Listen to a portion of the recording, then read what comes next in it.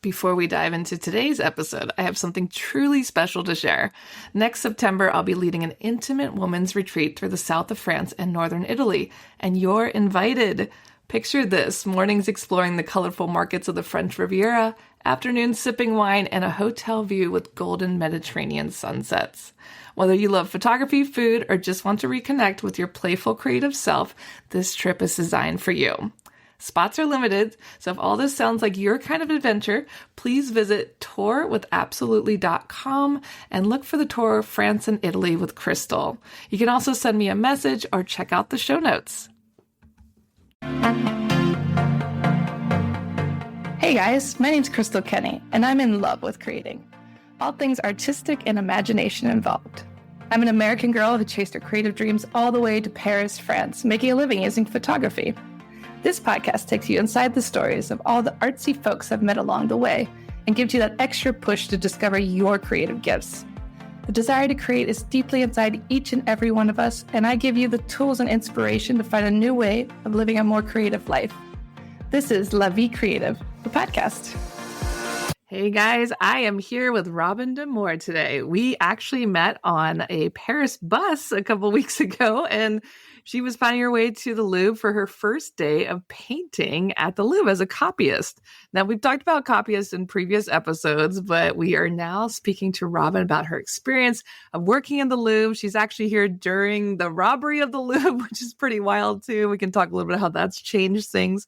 But Robin, how are you today? I am so good. It's really been fun being in Paris. I've been to Paris a number of times, but to actually be able to be here for a month is just, I like being able to go deep somewhere and feel some of the culture and all of that. And it feels like every day I'm in a different dismont and see a whole different world, and yet it all feels like Paris.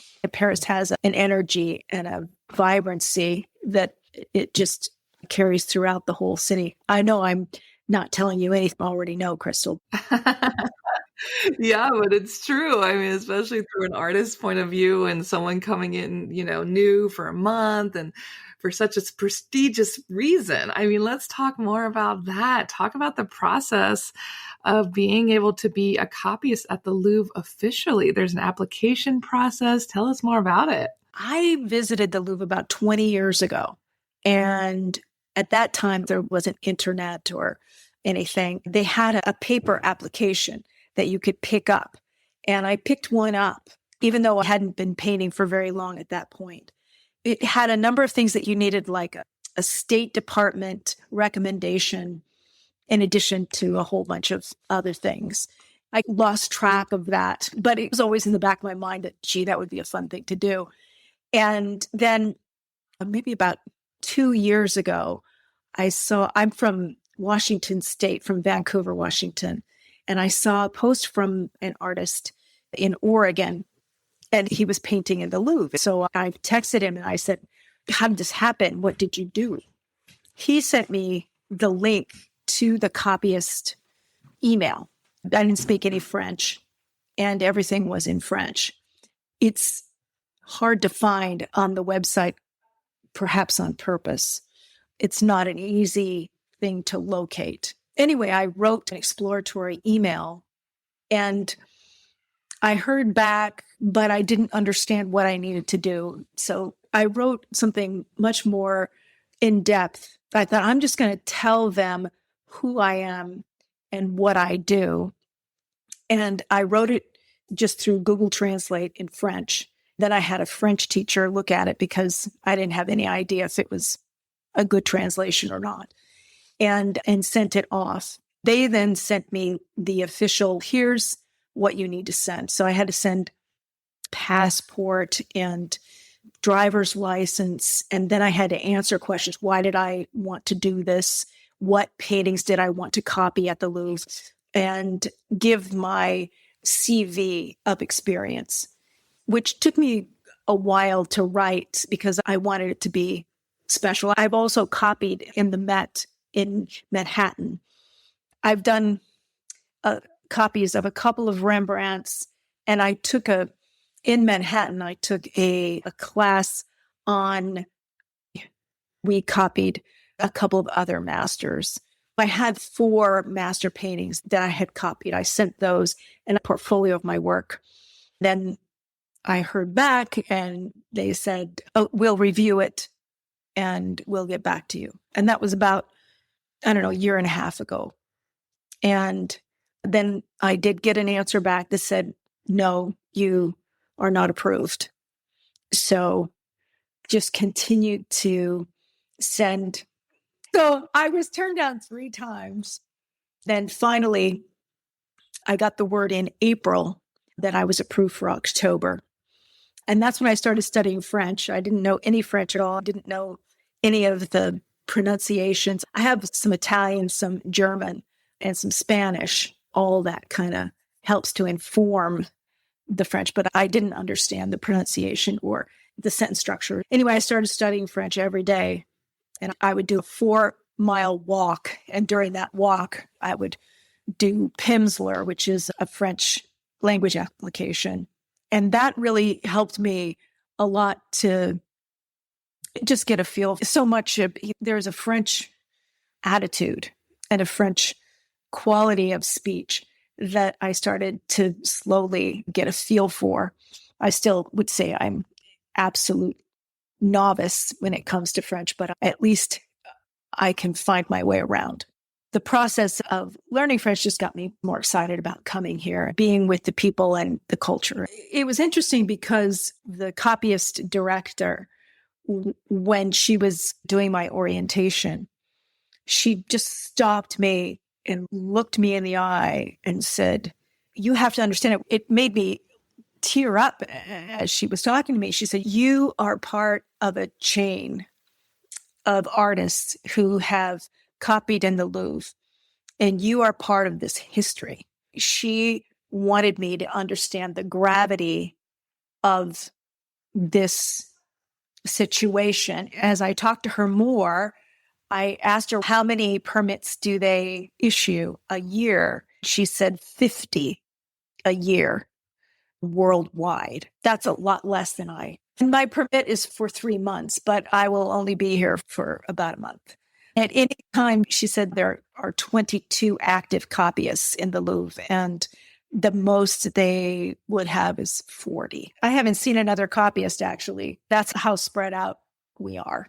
Talk about the day. So you walk in, you have your own special locker, you go to where you need to be, you have a special entrance. The entrance is the employee entrance, and it's also where the groups come in. If you are a copyist, you have a laminated permit with your picture on it, and it allows you to skip all lines. You go right to the front of a security line.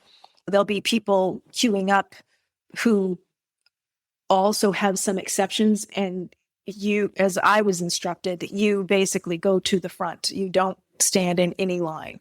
And then whatever you've brought with you goes through the scanner, and you open your coat to show that there's nothing else that you're carrying. And then from there, from the Richelieu entrance, I would go to the Sully wing. And also then I would go through, not security, but I have to show my permit. And then I'm painting on the 4th floor. Either I take the stairs or the elevator. What I found is that if I go to the elevator and the elevator is locked on that floor, then that means I'm probably not going to get in to paint that day. They don't always open the wing where the painting is that I'm copying. May not have enough security for that area.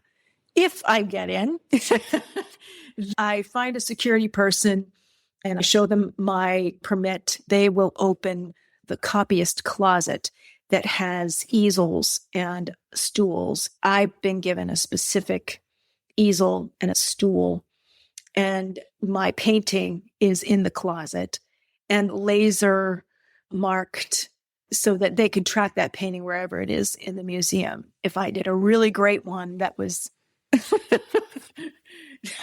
going to be a forgery, they would know. The painting is marked with these laser markings, and I'm able to show my paint and brushes It all, Oh, congratulations. I mean, all these beautiful people and beautiful works. And what happens to the painting that you're doing in the Louvre? Will you get to take it with you? it's in a fire safe closet because they're understandably paranoid about fire. I have a day's worth of solvents, mediums, and my paint, which if somebody decided to put a match to, it would be a fire.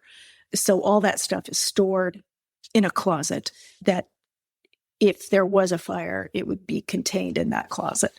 The easel's on wheels, so I can wheel the easel through the gallery to my position, which is in front of the painting that I'm copying. I'm copying a Girodet from 1811. And Girodet was a student of Jacques-Louis David, and they have a special Jacques-Louis David exhibition at the Louvre right now.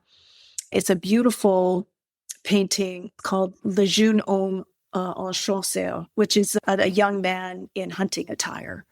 And the belief is that Girodet was gay, and maybe this is somebody that he was attracted to, or I don't know. He painted him so beautifully, and he has this mass head of curls. He's just a beautiful young man. I'm painting on a toned gesso board, cradled panel. I'm not on canvas, although I could have been. It's clear that it's a modern surface. It's not a historical canvas surface or whatever. I've switched almost completely to these ampersand gesso board panels because they're smooth and they are canvas when it's stretched, depending on the environment that it's in, can wrinkle or it can stretch and if you lean it against something, I've just switched to these hard panels, which I like the surface a lot. And because I do almost all portraits, I want a very smooth surface to work on. And I'm very happy with this. It has a little bit of tooth, so it holds paint. Before these panels, I was working on a portrait smooth canvas. I liked it, but I like this better. The other thing that's really cool about these cradled panels, so a cradled panel has a 2-inch frame around it and has a void back behind it. The front surface is a board, and then it's like a box around it. It has a frame that's on the back that supports it. If you don't have that, if you're just using the panel by itself, the panel can bounce when you're painting, which is annoying. And so the cradle really stabilizes the panel. If you're using a 2-inch panel, it's like a box in the back. If you turn around and look at the box, it's like an open box. That allows me to build a time capsule that I can put on the back of the painting. I will put brushes that I used in the painting. In the case of portraits, I can put articles of clothing that were worn for the sitting. The other thing I put in there, my studio is called the Robin's Nest. I have little wooden eggs painted to look like robin's eggs. I'll put one of those into the time capsule to represent the studio where it was painted. It's just meant to be something that is discovered later, have work in some permanent collections in the United States. I just painted a federal appeals court judge, and his painting will hang in the permanent collection in this courthouse, which is kitty corner to the White House. So from his chambers, you see the White House. In his time capsule, I put brushes and the robin's egg, and then I put the tie that he's wearing in the painting. He put in several, like all these different conferences that he had been to. He had all these name badges, which we put in there. I put in the resource photographs that I used to do his painting. It's a whole collection of things that help to tell 100 years from now, when it's pulled off the wall and they're renovating the space or whatever, they discover it. And it helps to tell the story of the time and the materials and all of that. Wow. Well, you're making the most of what you have. And Has painting at the Louvre changed or challenged your artistic practice in any unexpected ways besides being able to reach your painting? They don't. That's just something I invented. It's not I don't know anyone else that's doing it. Robin did it. And I think other people probably will decide to do it as they learn about it because it is such a cool thing. I painted the governor of Oregon. She was wearing these glasses, very beautiful handmade glasses. She came in to see me and I said, where are those glasses? She goes, oh, I broke them. I said, you have to give them to me so I can create a time capsule. So I have her broken glasses. I have a scarf that she was wearing in the painting, and then a collection of things that will go in because her painting will also be part of the permanent collection in the capital of Oregon. They will walk out with me this painting and it'll be reviewed by security. When I leave, I'll take it with me. I gave them a list of paintings I was interested in, and the painting curator for the Louvre chose which painting I would paint. I probably would have, I didn't know, of course, any of this until I got in the situation. I assumed, of course, it's always open or whatever. And of course, I had no way of knowing that the robbery would happen, create a situation where security was much more heightened. I did go in at one point and say, would it make sense for me to switch paintings to something in an area that's always open? They said it's not possible to switch. That's right. The paintings in the Louvre they're well documented, right? There are lots of photographs of them online and all that. But it is very interesting to me seeing the original. And I actually use binoculars, even though I'm fairly close to the original. I use binoculars to look at the original while I'm painting. And it's amazing to me the subtleties that I can see from the original that I cannot see because there's a compression or whatever that's happening in the photograph. So it does make a difference to be able to work from the original. I did a study before I came. I did a practice drawing of the head so that I could really understand what was happening in the head before I got here. The color he uses to turn the form, he uses these warm tones, and then he will go green in places. When you look at the head, it looks like a beautiful Caucasian skin tone. But when you are looking at it very closely, you see that he is going green, he is going pinker, yellower, bluer. There's a cornucopia of color that changes in very small patches. I love seeing that. I feel like that really, I'm channeling something by observing that and painting it. Yes, I teach workshops around the country and demonstrate a lot in those workshops. Yeah, definitely. I mean, to see it in person, so much different than looking at it in a book. And do you find a lot of people want to talk to you or are watching you? Do you find that distracting? I am used to painting for an audience of people and usually talking to people while I'm painting, explaining what I'm doing and what colors am I mixing. And just, they have a lot of questions. I do a show in Scottsdale, Arizona that runs for 3 months. It's in a tent with 100 artists. Each artist has about 200 square feet of studio space, and all the artists are working. And people go through and they tour this tent, and people are very excited to see artists working because it's not something that you get to see normally. And so I paint every day for 70 days from 10 in the morning until 6 at night. And I will have a constant group of people around me watching and asking questions and all of that. And the tent will sell $8 million worth of work during the show. It's a great way for artists to be seen, to sell their work. And for me, it will book my year with portrait commissions. Right now, I have a backlog of 52 commissions. So this was a fairly extravagant thing for me to do, to come and focus on one painting in the Louvre for a month.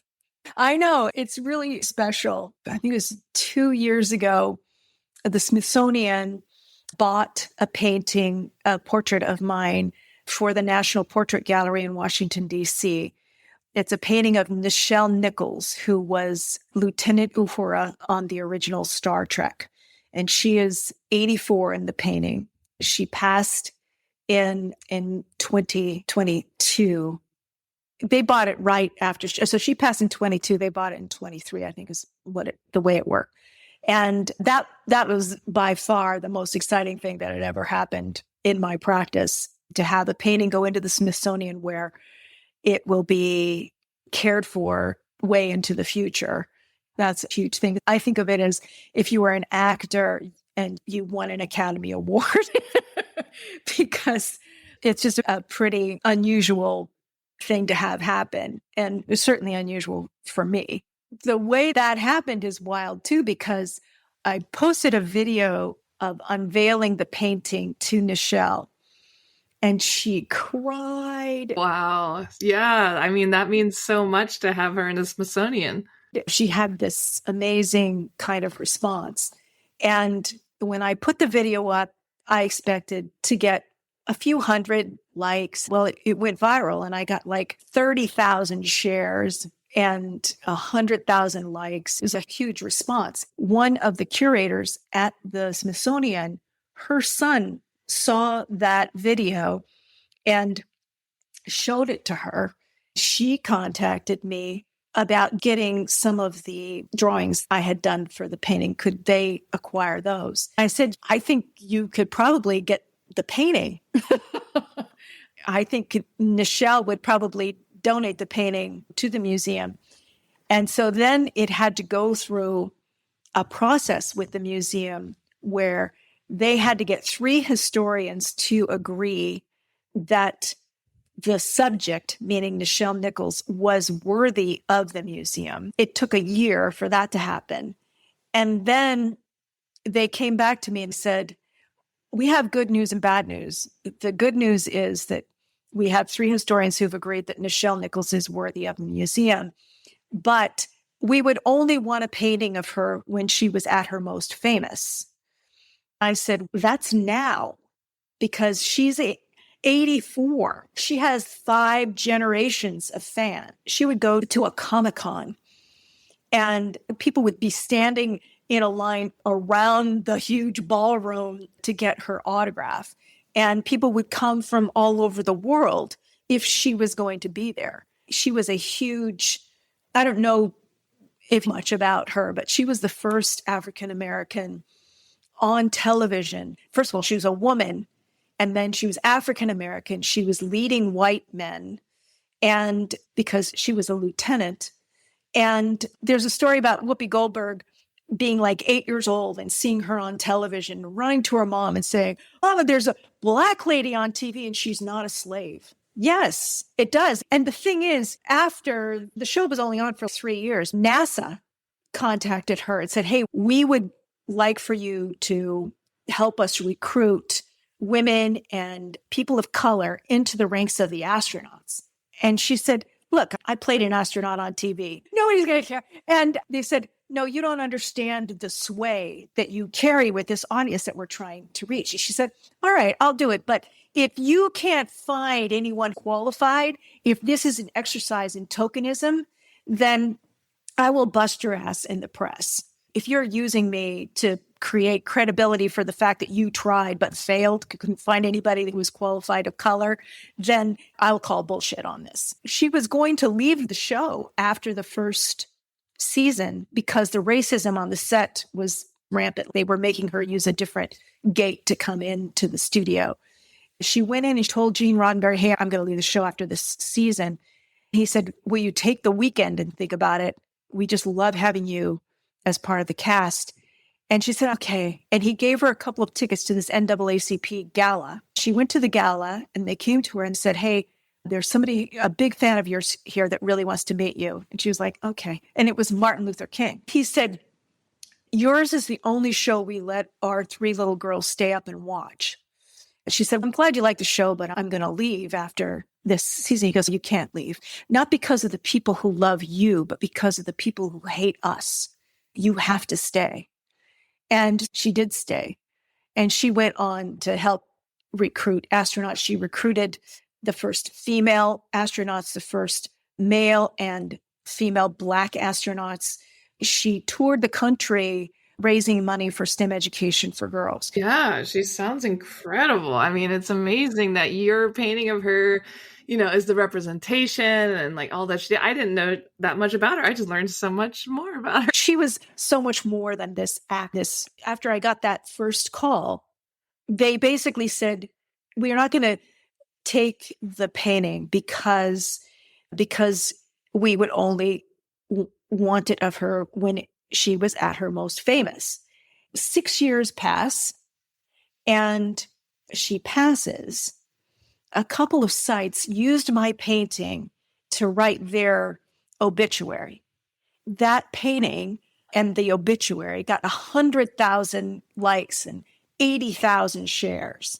I screenshotted that and sent it to the curator at the museum. And I said, I don't know what more you need as proof of how incredibly important she was and still is to so many people out there. And I didn't know if anything would happen. And I got a 1-word email back that said, what's the size of the painting? I thought, well, that's interesting. And then 3 months later, I got a call that said, we'd like to acquire it. And then I had to go through a conversation with myself of, would I donate the painting or would I ask for acquisition budget? I really was feeling like I would have donated it for $1 so that I could say I sold it to them. I ended up getting paid for it. They sent a truck from Washington, D.C. to the West Coast, and they crated it and drove it back to Washington, D.C. And then once it got to D.C., it had to go through another round of approvals. So all of the curators at the museum had to approve it. Then the acquisition board had to approve it. And then the group that approves paintings valued at more than $25,000 had to approve it. So it had to go through a whole bunch more hoops before we finally did the deal. There was a lot involved in it. Very cool. I mean, congratulations. And now, like, just all the work, it's all coming together. And what has painting taught you about humanity? When I do a portrait, I am always looking for what is most beautiful about the subject. It's what I want to capture. I feel as a portrait painter, I search for what makes this subject beautiful, because everyone has beauty. If they're very old, if they're very young, it doesn't matter. I feel like there is something beautiful in every single human. I was a photographer before I started painting. I use photography to create my compositions. When someone has commissioned me for a painting, I go to wherever they are in the world and bring a portable studio. I spend several hours with them. I worked with them. What are they going to wear? What's going to be the background? I'm looking for, everyone has a best side. What's their best side? And how does their hair, how does their clothing? One thing that happens when you photograph is things will flatten out. So bare arms can end up looking bigger than you wish they would. Maybe we might cover arms. It's just a whole collection of things that I'm trying to combine to tell the story of who this subject is and what makes them special. And I feel like I'm always pushing and looking for that. And your question about what have I learned about humanity, and that is that we all want to look our best. If it's going to be a painting that's going to last for hundreds of years, we want our best side to be shown. I feel like I'm on a team trying to make that happen and to support that, the final composition that I will put together. I'm on Instagram. It's Robin, Robin, Damore, Damore. My website is www.robindamore.com. I could do a better job of updating it on my Instagram than there is on my website. My husband is constantly beating me up for not having it be as up to date. And then the Louvre, it's just been such a great year. Just been an amazing, really fun time. And then I got to meet you, Crystal. I get to share this all with you. So thanks for having me. I appreciate it. Well, I'm so happy to share your story today, and we will definitely share all that in the show notes. And thank you so much for sharing with me. Thanks so much for tuning in to La Vie Creative. You can find more information on MissParisPhoto.com. And if you enjoyed this show, please feel free to share and spread the word for all my creative guests. We have the power to help them to keep doing what they love. See you next time.